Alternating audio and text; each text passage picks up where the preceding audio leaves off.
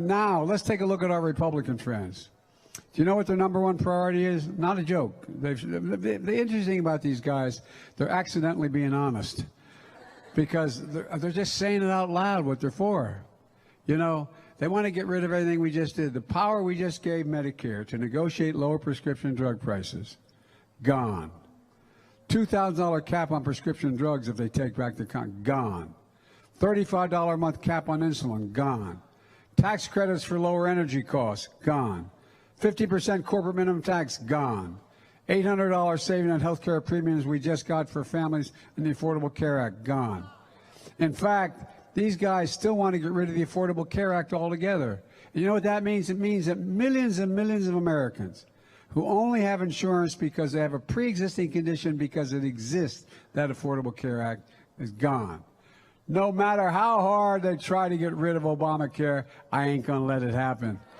And folks, and it gets worse. They're coming after Social Security and Medicare. It doesn't affect you students now, except you pay into it already if you have a job. You think I'm kidding? Don't listen to me. Listen to what they're telling, what they're telling us they're going to do. Senator Rick Scott, he's the guy from Florida in charge of electing Republican senators. They put out a brochure, okay? Brochure says just one thing. All federal legislation sunsets every 5 years. Continuing quote. If a law is worth keeping, Congress can pass it again. Translation, if they don't vote it back into existence, it goes out of existence. No longer any major program. And then along came Ron Johnson of Wisconsin. As my mother would say, God bless his soul.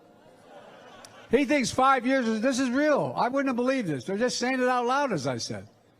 He thinks 5 years is too long. He thinks Social Security and Medicare should be in the chopping block every single solitary year.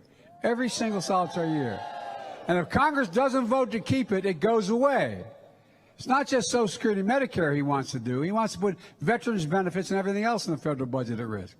But if Democrats keep control of the Congress, we'll guarantee that veterans are always cared for, folks. Look,